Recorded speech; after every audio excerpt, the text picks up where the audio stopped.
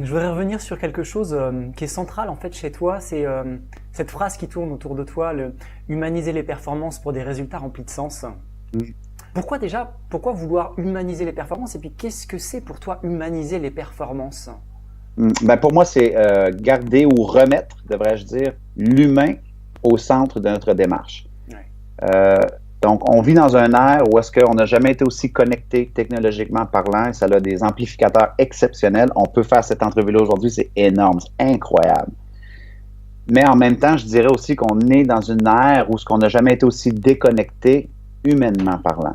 Et ça, c'est vrai dans nos communautés, c'est vrai très souvent même dans nos familles, au quotidien, et c'est aussi vrai dans les organisations où est-ce que je vais faire souvent des conférences ou prononcer des discours. Donc, pour moi, humaniser les performances, c'est de se rappeler que la performance, si elle n'est pas bien définie, elle a un prix à payer. Il y a un coût à performer à tout prix dans la performance traditionnelle. Donc, on va prendre un exemple pour les organisations. Eh bien, pour plusieurs organisations dans le monde où est-ce que moi j'interviens, la performance, et avec raison, parce que ça en prend, est devenue une performance financière, est devenue une performance basée sur la productivité, donc des unités de mesure qu'on appelle des KPI dans le monde business ici en Amérique, qui est devenue des performances en termes de pourcentage.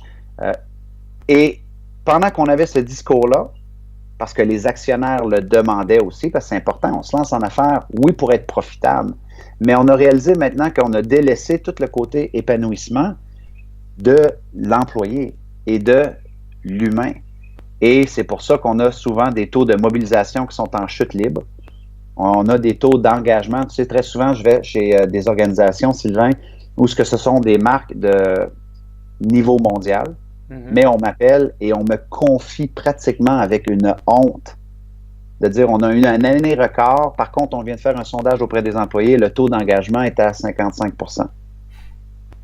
Ou le taux de bonheur ou de satisfaction auprès de l'employeur est à 55%. Donc, ça veut dire que 45% des employés sont très insatisfaits ou insatisfaits, du moins, sous une forme ou une autre, de l'environnement de travail. Et ça, c'est inhumain. C'est pas plaisant. Alors, moi, je ne dis pas non à la performance économique, financière ou avec une unité de mesure, mais je dis qu'il faut remettre l'humain au centre de notre démarche. Parce que très souvent, on a oublié, dans un exemple très simple ici, de parler au quotidien avec nos employés, de leur demander comment ça va, de créer des activités qui sont autres que seulement la performance pour laquelle on va les payer. Donc, c'est pour ça qu'on va voir des compagnies, par exemple, organiser des défis philanthropiques où est-ce que les employés vont pouvoir amasser des fonds pour une cause qui leur est précieuse parce que ça éveille l'humain à l'intérieur, de faire des rencontres sociales où ce que les employés hors contexte professionnel peuvent s'amuser, rire, parler un peu de la vie. Donc, toutes ces notions-là, et on peut même aller à l'extrême lorsqu'on regarde pour des compagnies comme Google ou Facebook ou Pentagonia, ils ont toute une culture où ce que l'employé est aussi amené à s'épanouir en milieu de travail. Donc, on va voir quoi? Toutes sortes de jouets électroniques, des jeux électroniques, des tables de pool, des patins à roues alignées, des hoverboards s'ils veulent se promener d'une station à l'autre avec les roues électriques et rouler à l'autre. Parce que pendant que l'humain fait ça, il s'amuse et par la suite, il est beaucoup plus prêt à les performer. Okay? Donc, humaniser les performances, c'est de rappeler pour moi aux gens que, hey, je suis un top performant, j'adore performer, mais pourquoi ne pas demeurer à l'avant-garde et se rappeler que l'humain doit demeurer au centre de la démarche parce que c'est notre ressource la plus importante, c'est l'humain.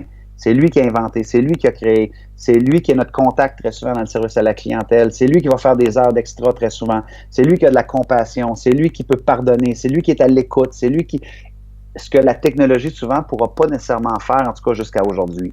Donc, pour moi, il faut refaire ce pont-là. Et je le vois constamment quand je vais dans les organisations que souvent, il y a une cassure entre le management et les employés. Et ma job est simplement de refaire ce pont-là.